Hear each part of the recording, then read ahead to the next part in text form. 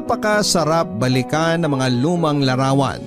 Pero pag may alaalang hindi nagustuhan, pwedeng sunugin ito para hindi na mabalikan. At ang mga masasakit na larawan ng nakaraan ang magsisilbing kwento sa kasalukuyan. Ikaw kapuso, minsan mo na bang sinunog ang isang alaala?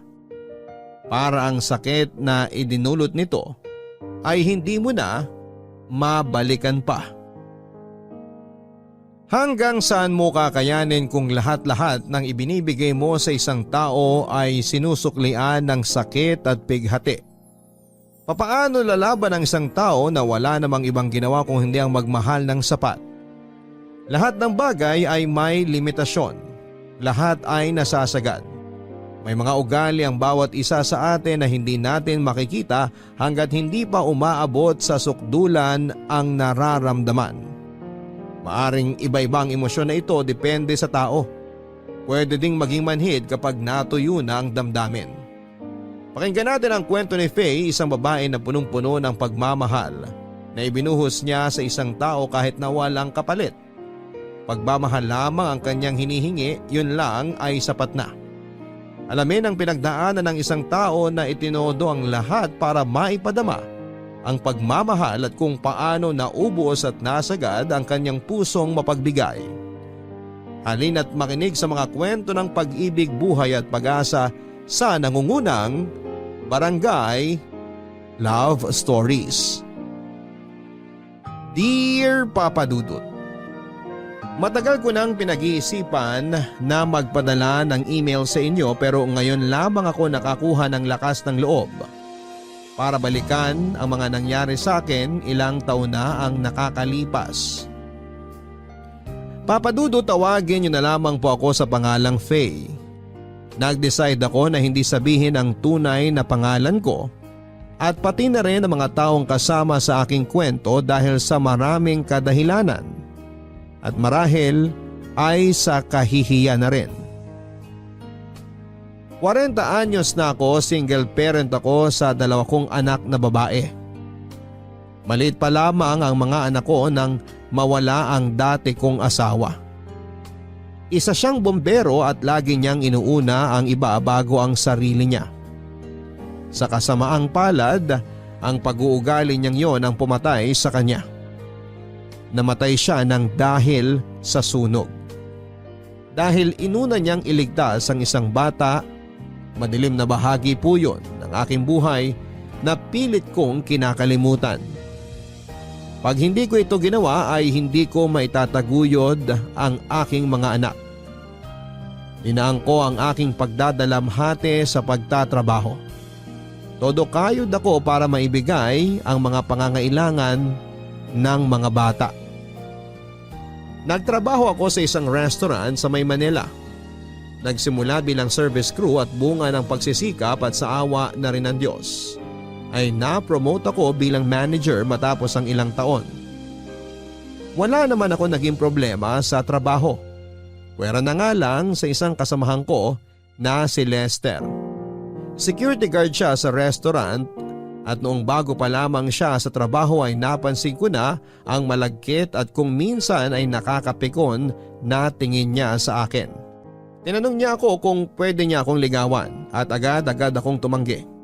Araw-araw niya akong binabati at binibigyan ng pagkain kagaya ng siopaw, mamon at kung anong abot ng kanyang bulsa na pwedeng bilhin sa tapat ng bakery.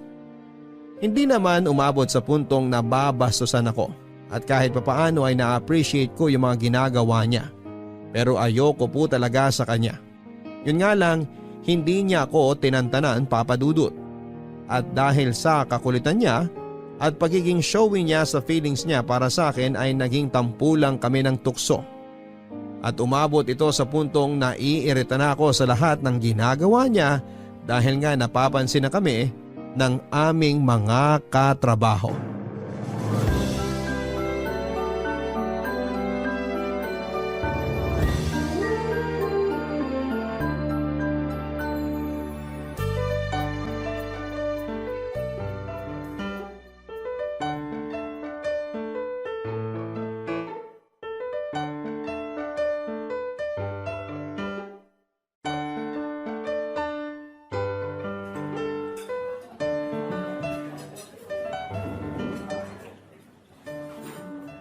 Oh, Faye! Ano nangyari sa'yo?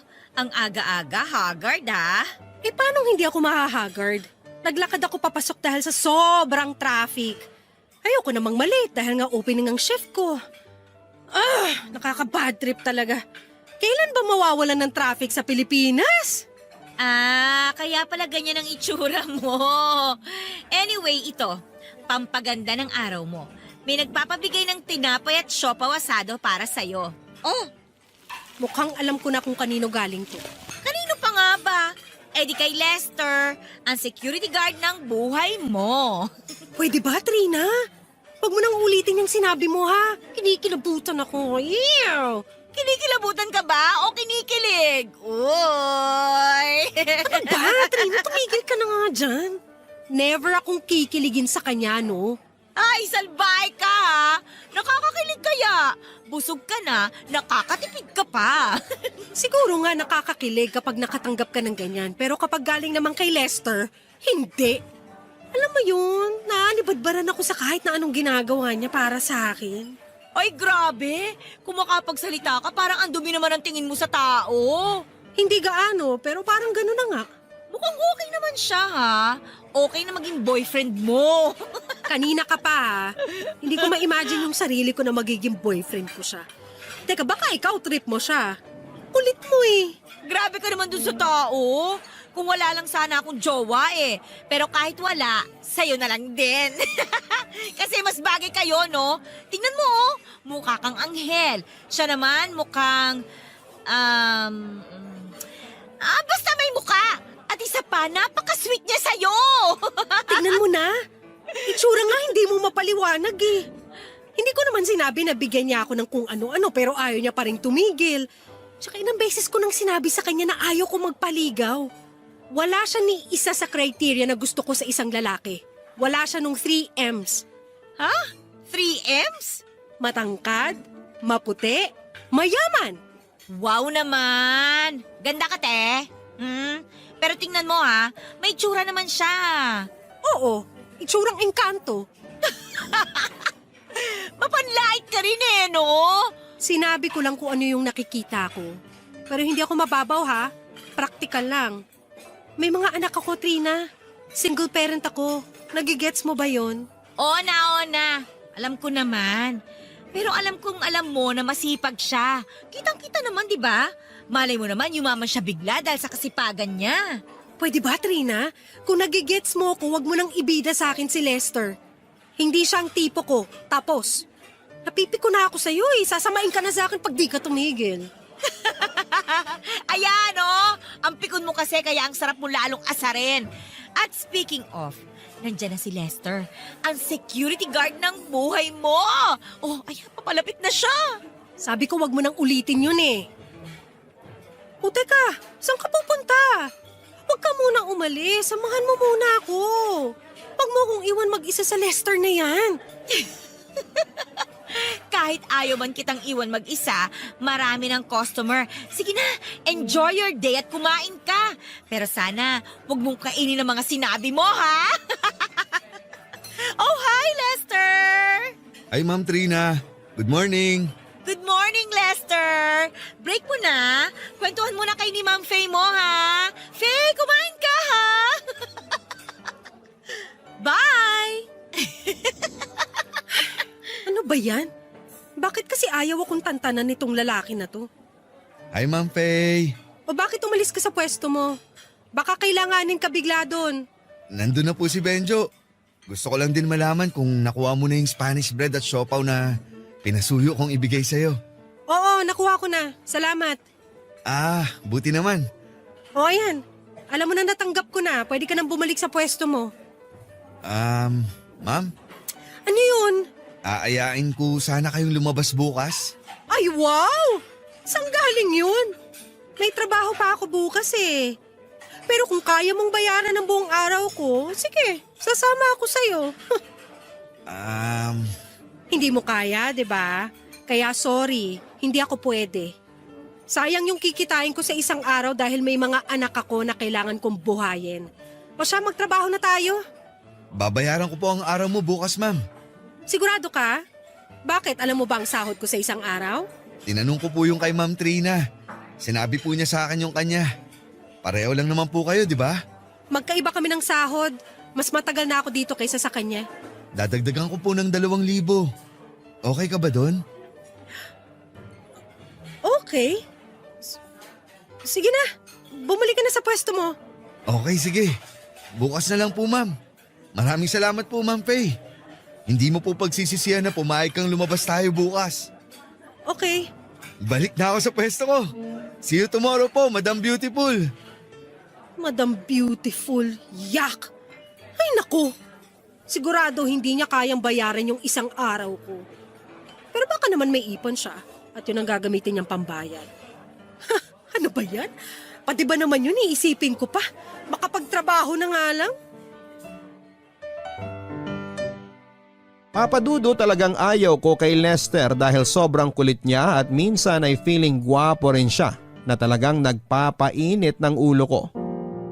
Kaya lahat ng ibinibigay niya sa aking tinapay, siopaw at kung ano-ano pa ay madalas na ibinibigay ko sa iba kong mga kasamahan. Papadudot hindi sa pagmamayabang pero may itsura ako. Maraming nagsasabi na kahawig ko nga daw si Sanya Lopez na medyo malaman. Matangos ang ilong ko at makinis ang balat.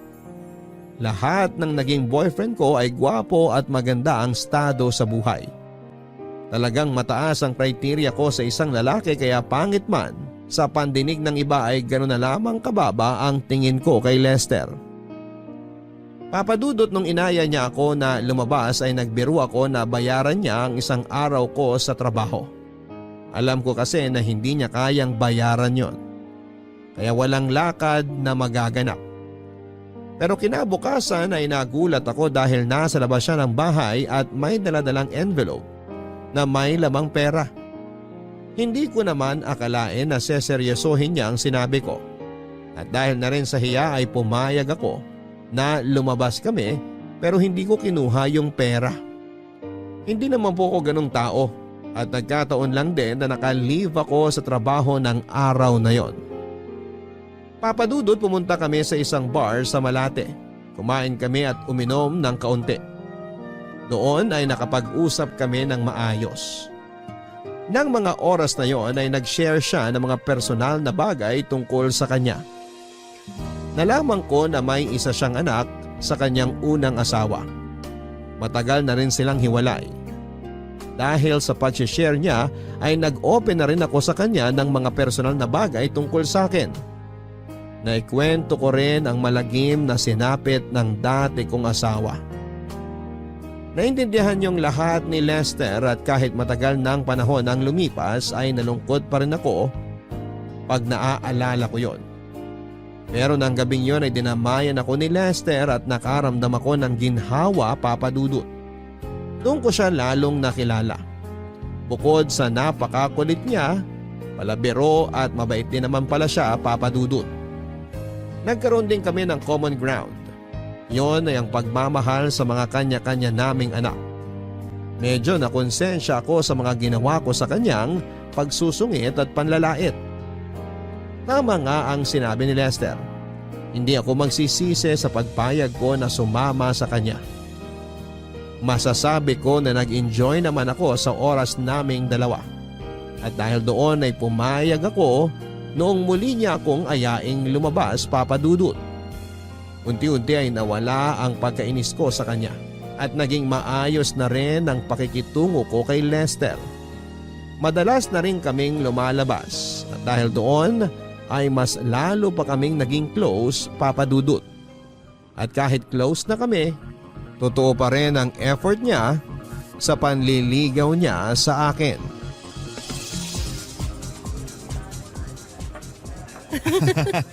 Palabiro ka talaga, no? Ang sakit na ng tiyan ko kakatawa dahil sa'yo.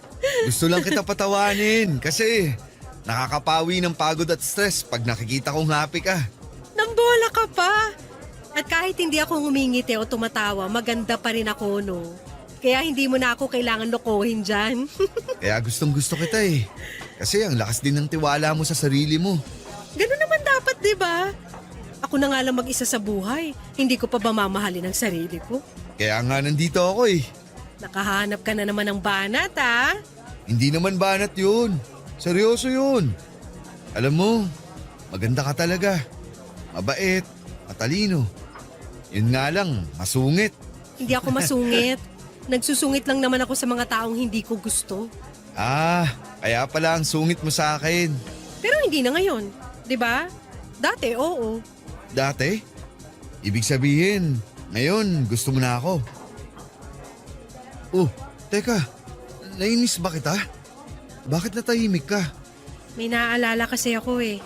Anong naalala mo? Naalala ko na iritang-irita ako sa'yo noon. Halata naman. Pero si Q yata to. Hindi ako pwedeng panghinaan ng loob. Ang tiyaga mo rin sa akin, no? Kahit ilang beses kitang sinungitan at itinaboy, hindi mo ako sinukuan. Ganun naman talaga kapag mahalaga sa'yo yung isang tao, di ba? Hindi ka kaagad na susuko. Tignan mo, hindi ako sumuko. Ngayon, nakakasama na kitang lumabas. Salamat, Faye, ha? Binigyan mo ako ng chance na ligawan ka. Naku, huwag ka magpasalamat. Hindi naman talaga ako pumayag na ligawan mo. Pero hindi naman ako tumanggi. Dahil sa mga paglabas-labas natin, mas nakilala kita. Mabait ka at lagi mo ako napapasaya. Kaya... Kaya ano? Oo na. Teka. Tama bang rinig ko? Anong ibig mong sabihin sa oo na? Oo na. Sinasagot na kita. We, hindi nga. Ang kulit! Ayaw mo ba? Sige, binabawi ko na. Wag! Hindi lang kasi ako makapaniwala na girlfriend na kita. Pakisampal nga ako. Para ako nananaginip eh. Sure ka? Sampal lang ba gusto mo o suntok? Pwede bang kiss na lang? Aba, ang bilis mo naman. Dahan-dahan lang. Teka, bakit natahimik ka? Okay ka lang? Uy, teka, umiiyak ka ba? Ang saya-saya ko talaga na tayo na, Faye. Kung alam mo lang, araw-araw kong pinagdarasal ang araw na to. Hindi ako makapaniwala. Parang nananaginip lang ako. Totoo bang ipinagdadasal mo na maging tayo? Oo, Faye. Gabi-gabi bago matulog. Promise, hindi kita sasaktan. Ikaw lang ang laging magiging laman ng puso ko. Habang buhay kitang mamahalin. Pati ang mga anak mo, Faye. Mamahalin ko din. Sa tindi ng mga pinagdaanan ko dati, hindi ko alam na magmamahal pa pala ako ulit. Maraming salamat sa mga sinabi mo. Mahal kita, Lester. Papadudot, tama si Trina. Kinain ko lahat ng sinabi ko dati na hindi ako magkakagusto kay Lester. Napatunayan ko na mahirap pala talagang magsalita ng tapos dahil mahirap sabayan ang tadhana pag tayo'y pinaglaruan. Kung kahapon ay umiiyak ang isang tao dahil sa problema at pagsubok, maaring bukas ay luluha na siya dahil sa tuwa. Hindi natin alam kung ano ang susunod na mangyayari at kung sino ang taong babago sa ating mga buhay, papadudot. Pinili namin ni Lester na itago muna ang relasyon naming dalawa dahil ayaw naman namin na mapag-usapan sa trabaho. Ayoko sa mga marites sa opisina at para manatiling professional pa din ang aming turingan. Bukod sa aking mga anak ay masasabi kong si Lester ang dahilan para gumising ako sa umaga na may ngiti sa mga labi ko. Masasabi ko na umaapaw ang aming kaligayahan. Araw-araw kong nararamdaman ang pagmamahal ni Lester at dahil dito hindi namin napansin na ang unang linggo namin bilang magkasintahan ay tumagal na ng buwan. At ang buwan ay naging taon. Ganon yata talaga pag tunay kang nagmamahal. Ang bilis ng panahon. Dumating din ang araw na pinakilala ko si Lester sa aking mga anak. At dahil meron ngang anak si Lester ay mabilis niyang nakapalagaya ng loob ang mga ito. Naging magkasundo sila at dahil dito ay sinubukan namin ni Lester na buksan ang susunod na kabanata ng aming buhay. Yon ay ang tumira na sa iisang bubong. Ang makitang masaya si Lester kasama ang aking mga anak ay isa sa mga bagay na hindi ko ipagpapalit. Wala nang paglalagyan ng kaligayahan ng aking puso. Papadudot ng mga unang linggo ay naging masaya ang pagsasama namin ni Lester sa iisang bahay. Nakita ko ang pagiging responsable niya. Nag-resign siya sa pagiging security guard at nirefer ko siya sa kaibigan kong engineer para gawing foreman sa isang construction site kung saan ay mas maganda ang pasahod. Okay naman siya. Pero sabi nga nila hindi mo lubusang makikilala ang isang tao kapag hindi mo pa nakakasama ito sa iisang bubong. Ilang buwan ang lumipas at may nalaman ako sa pag-uugali niya. Unti-unting lumalabas ang pagiging seloso at possessive niya. Nung una ay okay lang ito at parang natutuwa pa nga ako dahil nararamdaman ko na mahal niya ako. Pero habang tumatagal ay nasasakal na ako sa ugali niya. Ayaw niya na nagsusuot ako ng mga masisikip na damit. Ayaw niyang nakikipag-usap ako sa ibang lalaki kahit mga barkada ko pa ito noong college. At pagkasama ang ibang kaibigan ko kahit babae pa ito ay sobra-sobra siya kung magalit. Para bang gusto niya akong ikulong. Para bang ang buhay ko ay dapat ay bahay-trabaho lamang. Pinilit ko itong intindihin, Papa Dudut. Pinilit kong alamin kung saan siya nanggagaling.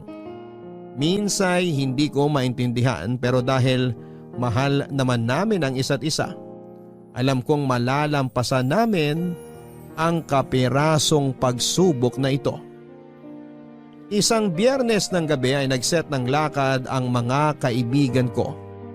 Sumama ako sa kanila lalo na't despedida ng isa dahil mag-iibang bansa na. Nagpaalam naman ako kay Lester at alam kong hindi niya yon nagustuhan. Pero wala din siyang nagawa dahil may duty pa siya sa trabaho noon. Kasama ko din naman noong gabing yon si Trina. Yung dati naming kasamahan sa trabaho. At gaya ng dati ay ibiniling ko ang mga anak ko sa kapitbahay habang wala pa kami ni Lester sa bahay. Kumbaga ay naisa sa ayos ko naman ang lahat bago ako umalis. Kaya sigurado akong maiintindihan ito ni Lester, Papa Dudut. Sir, dyan lang ako sa tabi ng poste.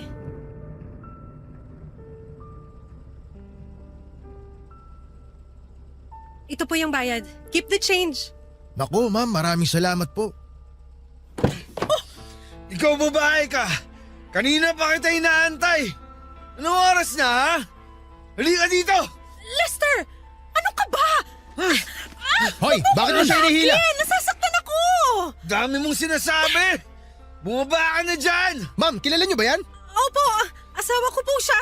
Di ka ba makaintindi? Bumaba ka na dyan sabi eh! Aray! Wag mo nga akong kalat ka rin. Ano ba? Nakakaya sa mga tao. Saan ka galing? Gabing-gabi na!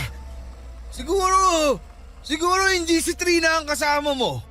May kasama kang ibang lalaki, no? Wala! Ano ka ba? Si Trina lang ang kasama ko. Tumigil ka na nga. Nakakaya sa mga kapitbahay natin. Hindi ako naniniwala sa'yo. May iba kang kasamang lalaki. Anong ginawa nyo? Nag-check-in ba kayo kaya ginabi ka ng uwi? Ang dumi ng isip mo.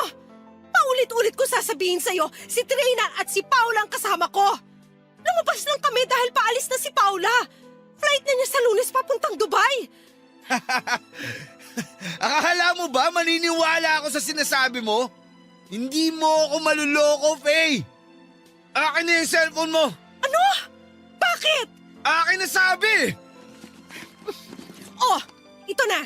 Sige, tingnan mo. Si Trina lang talaga yung kasama ko. Tingnan mo pa yung mga chat namin. Pati yung gallery, tingnan mo. Pati sa stories ko, makikita mo ron. Para tumigil ka na sa pambibintang mo. Siguro binura mo ng mga picture at text nyo ng lalaki mo. Kaya hindi ko makita rito. Wow! Ibang klase ka din, ha? Kung ayaw mong maniwala sa akin, bahala ka sa buhay mo. Papasok na ako sa bahay. Tinatamad ako makipagtalo sa'yo. Alam mo, ang ayaw ko sa lahat, yung tinatalikuran ako. Ito ang bagay sa malanding babae na katulad mo! Aray ko! Bakit mo ko pa? Aray! Kulang ang sampalat sa bunot sa'yo! Dapat sa'yo, sinesinelas sa mukha para magtanda! Aray!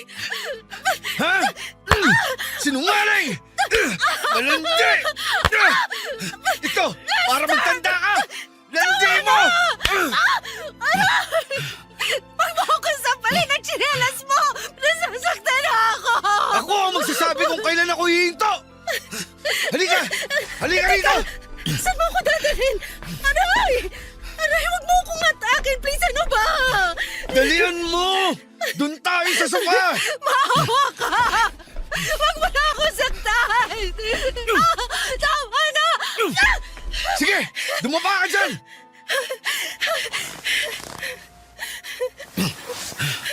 Faye, akin ka lang. Akin ka lang. Hindi ako papayag na maagaw ka ng iba.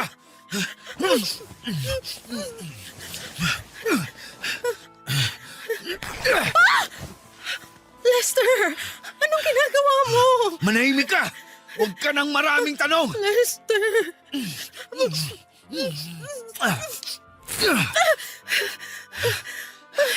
Mas maganda ka talagang tignan pag nakaubad ka eh.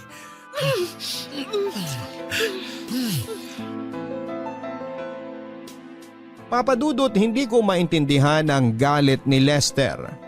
Doon niya ako unang sinaktan ng pisikal at takang-taka ako kung bakit gano'n na lamang ang pangbibintang niya sa akin na may kasama daw akong ibang lalaki.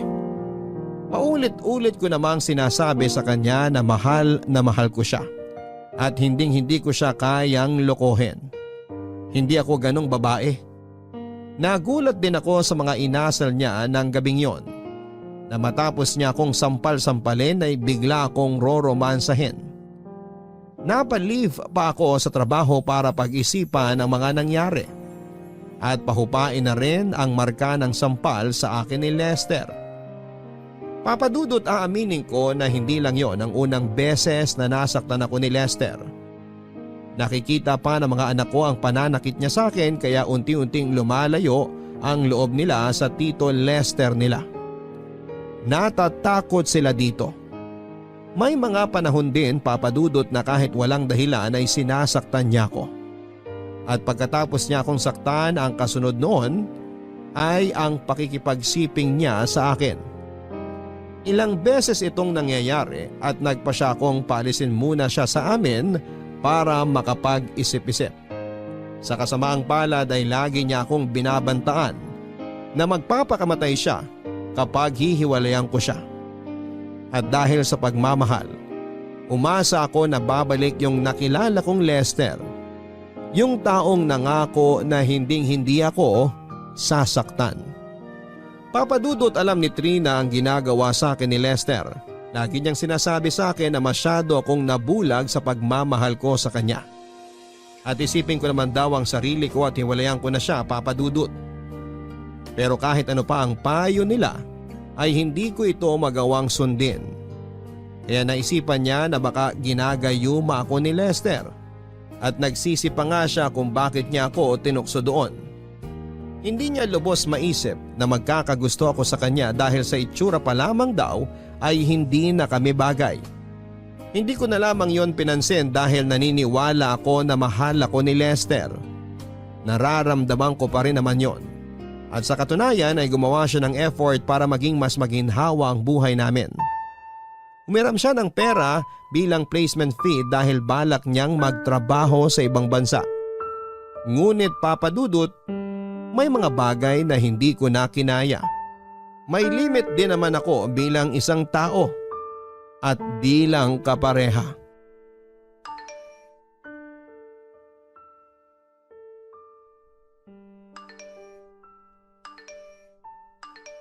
Oh, naiwan ni Lester tong phone niya.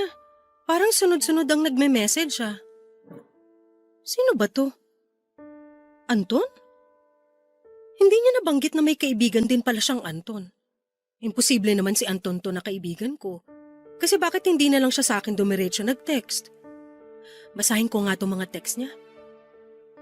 Sumunod ka sa usapan na gagamitin mo lang siya ha. Oras na malaman kong ipagpapalit mo ko sa losyang na Faye na yan, iiwanan ka talaga namin ng anak mo. Walang iya ka, Lester. Akala ko hiwalay ka na sa asawa! Faye, mahal. Naiwan ko ba dito yung... Lester! Aminin mo nga sa akin! Hiwalay na ba kayo ng dati mong asawa? Ha? Anong pinagsasabi mo? Sagutin mo yung tanong ko! Hiwalay na ba kayo o hindi pa? Hiwalay na kami. Ano na naman bang problema mo? Huling-huli ka na! Sinungaling ka! Anong sinungaling? Hiwalay na kami. Bakit mo ba tinatanong?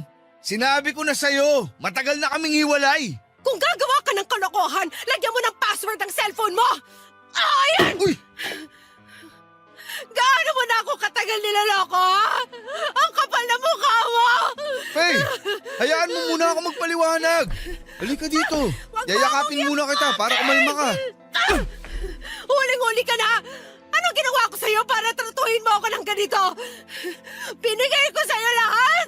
Minahal kita ng sobra-sobra, pero lolokohin mo lang ako! Ginagamit mo lang ako, Lester! Faye, hayaan mo muna ako magpaliwanag. Mali ang iniisip mo. Nasabi niya lang yun kasi nanghihingi siya ng pera para sa anak namin. Huwag mo nga akong gawing tanga! Kaya pala minsan, para usal lang ang tingin mo sa akin. At kung hingan mo ko ng pera, akala mo may patago ka? Tapos na tayo! Ilalabas ko na lahat ng gamit mo. Kahit kailan, hindi ka na makakaapak dito sa pamamahay ko! Hindi! Hindi ako papayag! Magpapakamatay ako pag nawala ka! Eh di magpakamatay ka! Sa tingin mo makukonsensya pa ako? Ginawa mo na akong ATM, ginawa mo pa akong kabit? Hindi ako nagbibiro, Faye! Magpapakamatay talaga ako! Gawin mo ako anong gusto mo! Lumayas ka sa pamamahay ko! Layas! Sabing lumayas ka na! Papadudot, napakasakit na malaman na lahat ng sakripisyo, pag-unawa at pagmamahal ko na ibinigay ko sa kanya ay binaliwala niya lamang dahil niloloko niya lamang ako noong simula pa lamang. Kaya naman nag-decide ako na makipaghiwalay na kay Lester. Ngunit papadudot, tinext ako ng mga kamag-anak niya at sinabi na magpapakamatay nga si Lester. Aaminin ko na mahal ko pa rin siya. Ayokong mawala siya kaya kung totoo man o hindi ang sinasabi nila, ay pumayag ako na makipagbalikan sa kanya. Muli po ay kinain ko na naman ang mga sinabi ko. Pero marami nang nag-iba sa aming pagsasama. Sobrang laki ng pagbabago ni Lester. Hanggang sa nalaman ko, papadudot, na hindi pala niya talaga hinihiwalayan ang dati niyang asawa at may bagong babae na naman siyang kinakalokohan. Ang pinakamasakit sa lahat ay nabuntis niya ito. Sabi lang ito ni Trina dahil nakita daw niya sa isang post sa social media kung saan ay nakatag si Lester. Talagang nagawa pa nilang i-post yun. At ang hinala ko ay hindi na naman ito napansin ni Lester. Kinumpronta ko siya noon pero itinanggi niya. At parang sanay din ang puso ko na masaktan dahil ang sabi ko sa kanya ay aminin na lamang niya at magbago na siya. Kakalimutan at tatanggapin ko siya ulit ng buong buo. Wala eh. Bulag na bulag ako noon, papadudot. Pero napakalaking sinungaling ni Lester. Hanggang sa huli kahit may nakapagsabi at nakapagpatunay sa akin ng ginagawa niya ay hindi pa rin po siya umamin. Papadudot, nagmahal lang naman po ako. Pero hindi ako ganon katanga. Tuluyan ko din naman pong iniwan si Lester.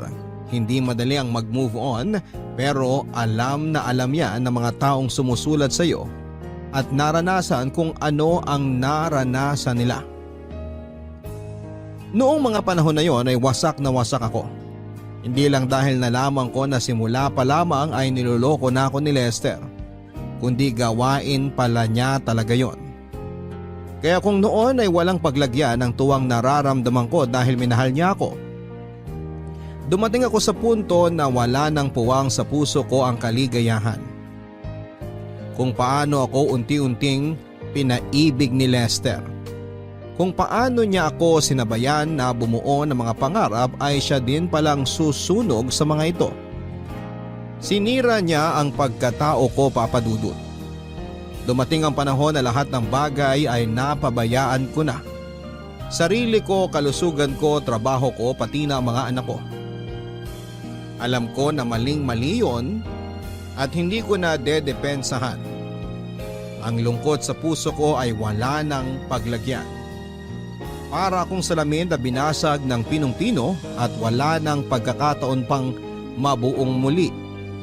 Awang-awa ako sa sarili ko, Papa Dudut, at dahil sa tindi ng emosyon na naramdaman ko ay hindi ko na napansin ang mga tao sa paligid ko. Puro yung mga nawala lang ang nakikita ko. Kaya hindi ko napansin kung ano pa yung meron ako. Hindi ko napansin ang pinakamahalaga sa buhay ko. Buksan mo tong pinto! Lumabas ka na dyan! Kumain ka naman na! Please, Ma! Hindi ako nagugutom. Ilang araw ka nang hindi kumakain. Baka mapano ka na niyan. Ma! Buksan mo na to! Hayaan mo na ako. Huwag mo na akong kulitin. Ma, please! Kahit konti lang! Kumain ka! Ayoko ngang kumain. Umalis ka na. Ma! Oh, hindi naman kita pinapapasok dito sa kwarto ko ah. Lumabas ka. Kumain ka naman kahit konti, Ma. Ito, dinala ko na yung pagkain mo. Sumubo ka kahit konti. Ilalapag ko na dito sa mesa. Ay! Ma! Bakit mo naman tinapon yung pagkain mo? Di ba sinabi ko na sa'yo na ayaw kong kumain? Bakit ba ang kulit-kulit mo? Labas! Lumabas ka sa kwarto ko! Ma, tama na. Huwag mo nang pahirapan sarili mo. Nag-aalala na ako. Nag-aalala na kaming mga anak mo sa'yo. Ma! Ako, Ben! Bitawan mo ako! Ma! Huwag mo namang pahirapan ang sarili mo dahil sa walang kwentang lalaki na yon. Hindi mo alam kung ano yung nararamdaman ko. Hindi mo maiintindihan. Walang makakaintindi. Siguro nga hindi ko alam kung anong nararamdaman mo. Pero Ma, sa mga nangyayari sa'yo ngayon, hindi lang naman ikaw ang nasasaktan. Nasasaktan na rin kaming mga anak mo. Ang sakit makita na yung nanay namin nagkakaganyan. Hindi namin alam kung anong gagawin namin para maging okay ka na, Ma. Kung kailangan mo ng kausap, nandito lang ako. Makikinig ako sa'yo. Bakit ganun? Kahit sobra niya akong sinaktan at niloko, umaasa pa rin ako na babalikan niya ako. At matutuloy yung kasal naming dalawa.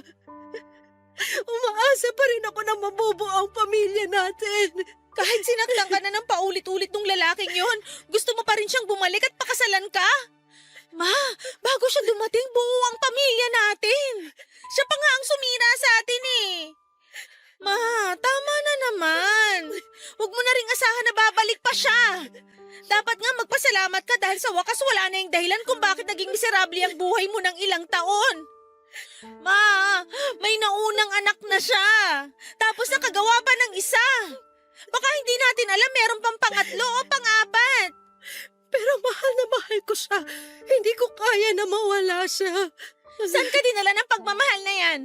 Oo nga, mahal mo siya, pero siya, mahal ka ba niya? Ako, Ma, mahal mo ba ako? Kami, mahal na mahal ka namin ng kapatid ko. Ma, tama na yung kahibangan mo sa lalaki na yon. Anak, mahal na mahal kita. Pero naniniwala pa rin ako na maayos namin to ni Tito Lester mo. Magbabago pa siya. Hanggang kailan ka aasa na magbabago siya? Ilang beses ka dapat masaktan para ma-realize mo na hindi siya karapat-dapat sa pagmamahal na binibigay mo sa kanya. Gumising ka na, Ma. Maawa ka naman sa sarili mo. Yung taong nangako sa'yo na mamahalin ka habang buhay, wala na siya. Matagal na siyang wala, kaya mag-move on ka na. Hindi ganun kadaling kalimutan ng isang tao na nagparamdam sa'yo kung paano magmahal ulit. Kung kaya ko lang iwan siya, matagal ko na ginawa pero hindi! Hindi! Hindi ko talaga kaya! Ma, lahat ng nangyayari sa atin may dahilan. Kung may mawala sa atin, dahil yun ang makakabuti para sa atin.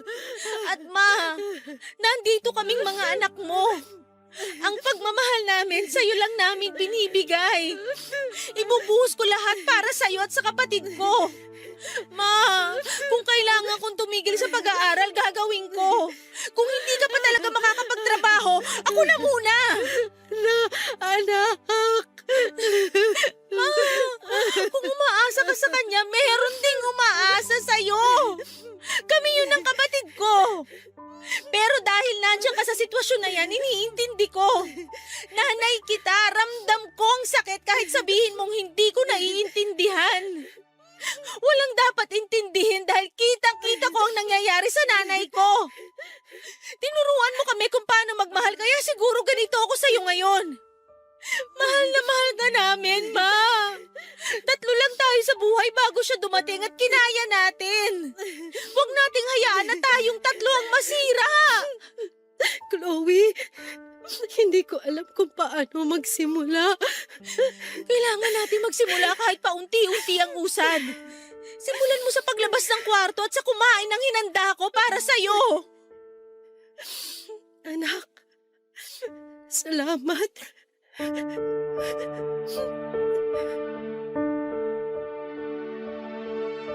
Papadudot bumaliktad ang mundo para akong isang teenager na pinagsasabihan ng nanay ko. Nagising ako sa mga salita at asal na ipinakita sa akin ng panganay ko. Hindi ko akalain na manggagaling sa kanya yon. Tama ang lahat ng sinabi niya. Ako mismo ang nagpapahirap sa sarili ko. At dahil doon ay pati ang mga anak ko ay nahihirapan na rin. Tinanggal ko na sa utak ko ang tanong na kung bakit ang dating masayang relasyon ay nauwi sa matinding pasakit. Ang mga anak ko ang nagpakilala sa akin kung anong klaseng tao pala ang kinakasama ko. Akala ko ay lubusan ko nang kilala si Lester pero hindi pala, Papadudot. Sobrang nag-iba na ang ugali niya. Ibang-iba sa ipinapakita niyang ugali sa akin at pinaparamdam niyang pagkalinga noong unang buwan namin. Pinarealize sa akin lahat yon ng mga anak ko. Papadudot, sa tulong nila ay unti-unti kong inayos ang sarili ko. Pinalik ko ang dating Faye na masigla, masiyahin at nagsimula na ang healing process ko. Papadudot, dumating ang panahon na kailangan ko nang mamili kung mananatili o magpapatali ba ako sa aking nakaraan o susulong at haharapin ko ang mga susunod na kabanata ng aking buhay. Kaya na-realize ko na hindi ako ang dapat na malungkot sa pagkawala ng isang tao na hindi naman talaga ako minahal at pinahalagahan. Si Lester ang dapat na malungkot dahil nawala ang taong nagmamahal sa kanya ng sobra. Tama ang mga anak ko. Hindi ko kailangan ng pagmamahal ni Lester. Sapat na ang ibinibigay sa akin ng mga anak ko. Nawala ang usok na nagpapalabo sa utak ko. Naging malinaw na sa akin ang lahat, Papadudot. Papadudot, lumipas ang ilang buwan at naging normal na ang takbo ng aming buhay. Nakakapasok na akong muli sa trabaho at sabi ko nga kanina, para akong salamin na durog na durog. Pero pinilit akong mabuo ng aking mga anak at masasabi ko na buong buo na akong muli. Pero gaya rin ng salaming pinilit na muling buuin, may lamat na ako at hindi na brand new. Pero okay lang yon. Alam kong nariyan ang mga anak ko para buuin ako sakaling may mga pirasong mahulog mula sa akin. Sa atin din ang dinanas ko kay Lester. Yung dati kong personality na isang strong-willed woman ay hindi ko pa rin tuluyang naibabalik. Minsay umiiyak ako pero sinisigurado ko na hindi ito malalaman ng mga anak ko. Hindi na nila ako makikita sa ganong sitwasyong muli, Papadudot. Pero ang pagkakataon nga naman ay laging mapagbiro. Yung akala mong kaya mo na ang lahat, yung akala mong makakabangon ka na, Yung akala mong makakapag-move on ka na ay akala lang pala. Puno ng sorpresa ang buhay. Minsay masaya ito gaya ng isang birthday surprise. Pero minsan hindi po ito maganda. Masalimuot at nakakawala ng gana. Aaminin ko na dahil sa mga nangyari ay handa ako sa kung anumang ibato sa akin ng buhay. Hindi man ako kasing lakas kagaya ng dati, alam kong may suporta na ako sa ngayon sa katauhan ng mga anak ko. Handa akong harapin ang lahat basta nasa tabi ko sila, Papa Dudut. Chloe, may kumakatok sa pintuan. Tignan mo nga kung sino yon. Okay, Ma.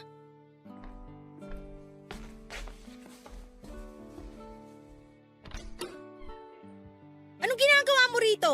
Ang kapal naman ng mukha mong pumunta dito sa bahay? Pagkatapos ng lahat ng ginawa mo? Sino kaya yun? Hindi! Bakit tinaaway Bawal ni kang pumasok. Chloe? Anak, sino yung dumating? Si Lester. Si Lester? Oo, Ma. Gusto ka raw niya makausap. Hindi ko pinapasok. Sabi ko, hintayin ka na lang niyang lumabas kung gusto mo siyang makausap. Papasukin mo sa loob ng bahay. Kakausapin ko. Pagkatapos ng lahat ng ginawa niya sa'yo, papapasukin mo pa rin siya dito sa bahay? Papasukin mo, Chloe. Pero Ma, Sinabi ng papasukin mo siya eh. okay. Pero sana Ma, huwag mong kalimutan yung pinagdaanan mong hirap at pasakit dahil sa lalaki na yan ha. Huwag ka sanang madaan sa mga sasabihin niya sa'yo. Teka lang, papapasukin ko na.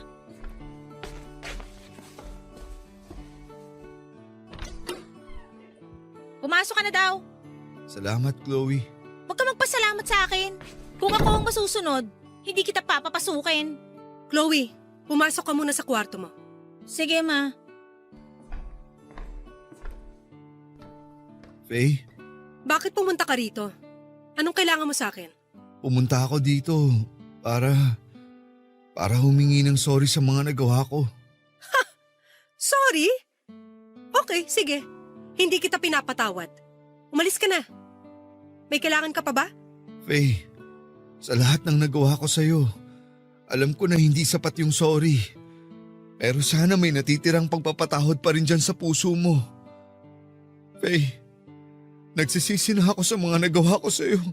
Hindi naman mawawala yung kakayahan na magpatawad. Pero binibigay lang yon sa mga taong karapat dapat bigyan at hindi ka kasama ron, Lester. Ano bang dapat kong gawin para mapatawad mo lang ako? Lahat gagawin ko. Wala kang dapat gawin dahil huli na ang lahat para dyan. Ang nakakatawa pa, yung itsura mo ngayon, ganyan-ganyan ang itsura ko nung paulit-ulit mo akong niloloko. Pero hulaan ko, iniwan ka na ng totoong asawa mo? O yung kabet? Nakakalito na eh. Please, Faye. Kailangan ko lang ng kapatawaran mo. Lester, pagod na ako sa lahat. Pagod na akong magpatawad. Pagod na akong... Faye, wala na yung mag-ina ko. Patay na sila. Ano? Teka, ano nangyari? Kailan? Sinong mag-ina ba Yung yung... una kong asawa. At sila lang naman talaga. Sila ang buhay ko.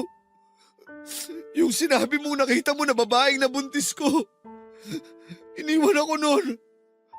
Pinirahan lang ako. Hindi na nagparamdam ulit. Oh, Faye. Karma ko to. Kaya wala na akong hihingin sa'yo. Hindi pera. Hindi ang pag-ibig mo. Kapatawaran mo lang, Faye. Yun lang ang kailangan ko para matahimik na ako. Lester, hindi ko alam kung anong sasabihin ko. Faye, pumasok ako nung araw na yun sa trabaho. Nakatanggap ako ng tawag na nasusunog ang tinitira naming apartment. Faye, nasunog ang mag-ina ko. Ako lahat ang may kasalanan. Pero hindi nila deserve yun. Lalo na yung anak ko. Matanda lang ng ilang taon si Chloe sa kanya. Lori. Lori, anak ko. Tahan na, Lester. Walang-wala na ako, Faye. Wala akong trabaho. Wala akong bahay. Wala na ang mag-ina ko. Lester.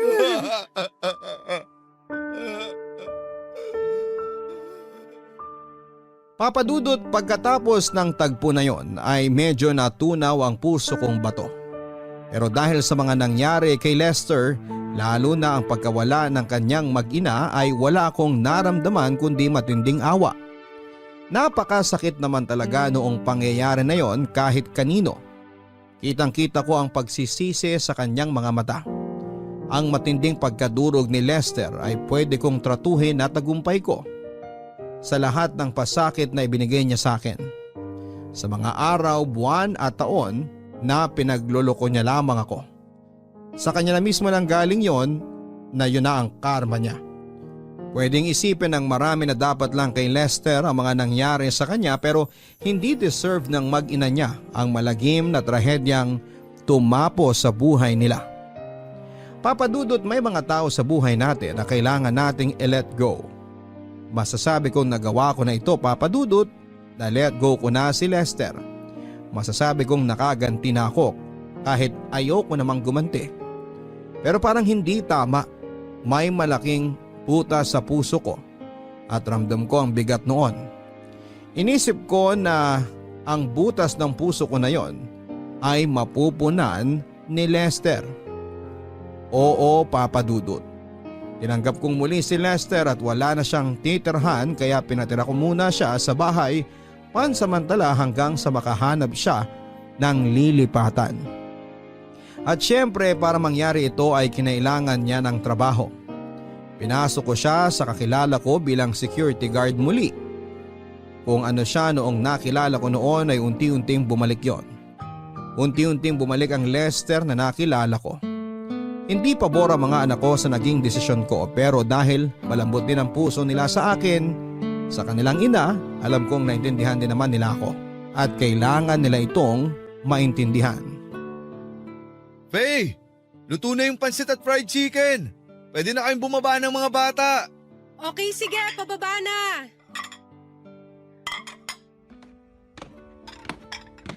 Wow! Ikaw na yung may birthday. Ikaw pa nagluto. Happy birthday, Lester. Salamat. Pasensya na kung ito lang handa ko. Sana magustuhan mong luto ko. Ano ka ba? Sigurado magugustuhan ko yan. Nakakatuwa nga kasi nag-abala ka pa talaga. Pasensya na kung hindi ako nakapaghanda Busy kasi ako Marami akong inaasikaso. Naku, wala yun. Pasasalamat ko na din to sa pagpapatira mo sa akin dito. Tawagin na natin ang mga bata para makapag... Shhh! Huwag kang maingay. Ha? Bakit? Dahil birthday mo, may regalo ako sa'yo. Tara dun sa kwarto. Sa kwarto? Faye, matagal kong inintay ang pagkakataong to. Alam ko magiging akin ka ulit. Alam kong mahal mo pa ako Kaya nga, wala ka pa rin bago hanggang ngayon, di ba? Teka, huwag mo akong hawakan dyan. Nakikiliti ako. Baka bumaba yung mga bata. Halika na. Bilisan mo. Doon tayo sa kwarto mo. O dapat bang sabihin ko na kwarto natin? Faye, hindi na ako makapaghintay. Halika na. Aray medyo mahigpit ang hawak mo sa kamay ko Pero sige, tara na sa kwarto. Yan. Yan ang gusto ko sa'yo. Bilisan mo, akit dun sa kwarto.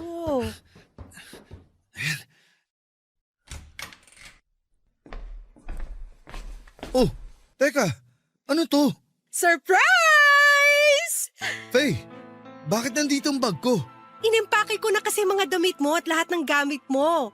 Konti lang naman, kaya kasya na sa bag mo. Anong ibig sabihin nito? Ibig sabihin yan, makakaalis ka na sa pamamahay ko.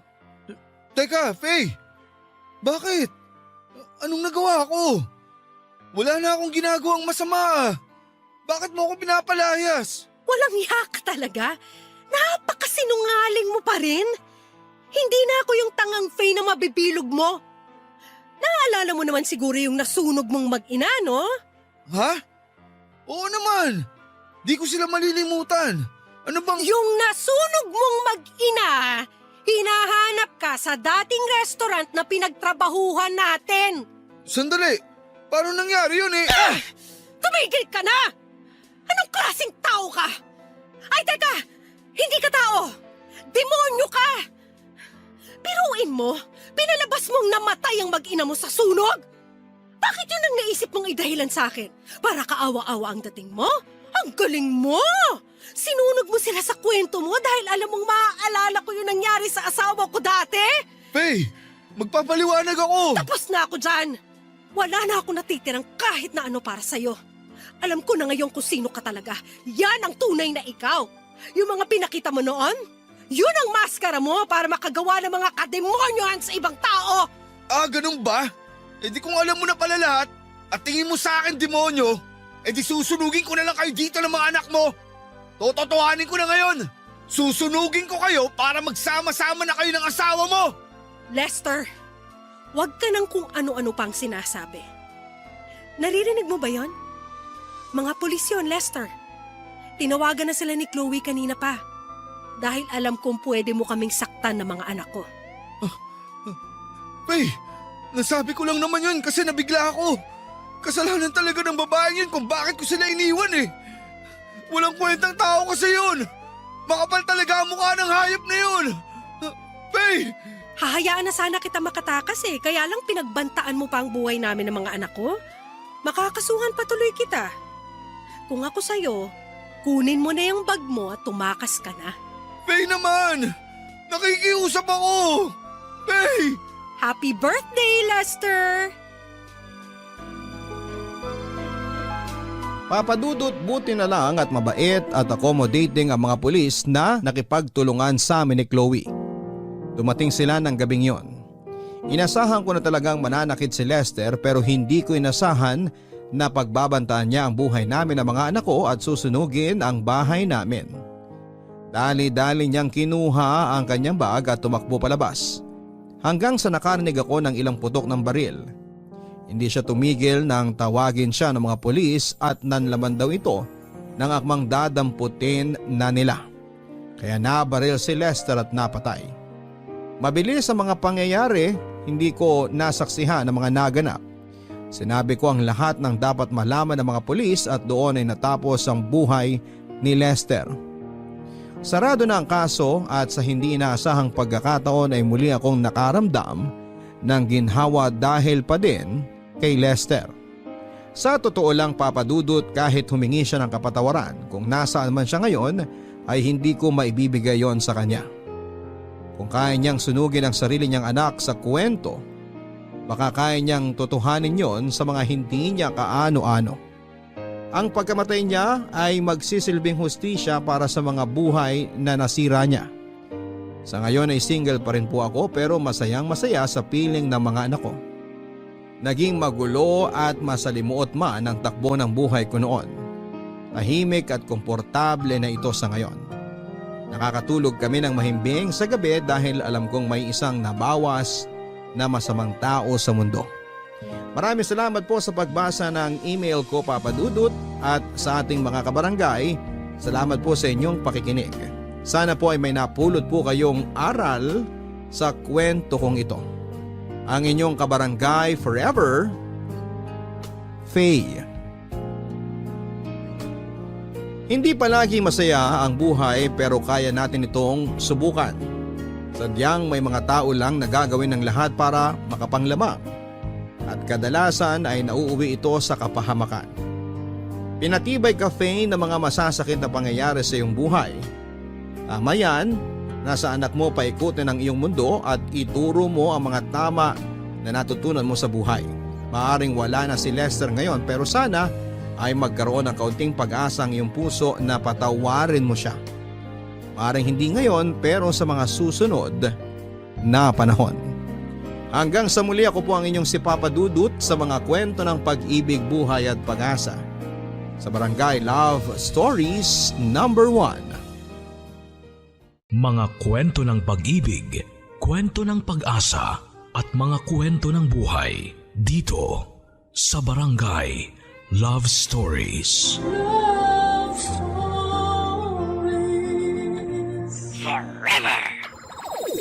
Nagustuhan ng iyong napakinggan? Ituloy yan via live stream sa www.gmanetwork.com/radio.